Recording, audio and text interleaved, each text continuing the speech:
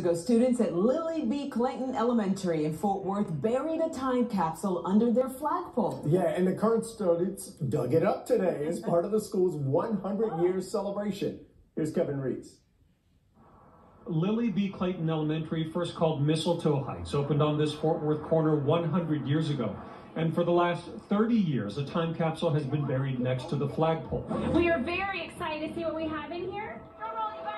With the help of two PTA dads, they unearthed a 3-foot-long piece of sealed PVC pipe. The dads, surrounded by a curious crowd of parents and students, then carried it inside the school auditorium, where after the music teacher played and the children sang, two of the people who actually helped bury it those 30 years ago cut it open to see what the kids of 92 left behind. It was mostly cards and letters and newspapers and well wishes from 1992. This one from the school secretary.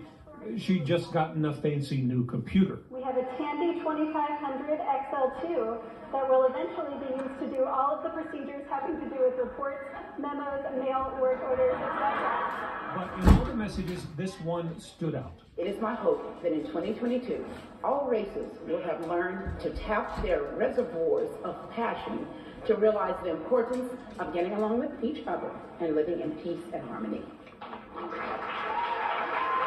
Harmony, the principal wants today's kids to keep striving for. Understand the great traditions we have here and understand the impact they've had on students for over 30 years. And one more treasure, an audio cassette tape, a message from the 5th grade class of 92. The students had never seen this ancient technology before. But as we left, they were still struggling to find a working machine that would actually play it. So maybe that 30-year-old message revealed tomorrow once somebody heads to Radio Shack, as a Fort Worth landmark keeps celebrating its first 100 years. In Mistletoe Heights, I'm Kevin Reese.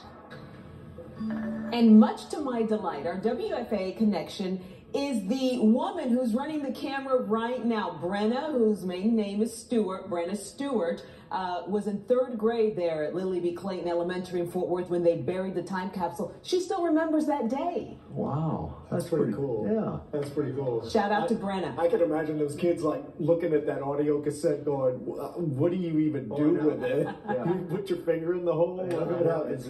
Cynthia showed me an 8-track that she had when she was a kid.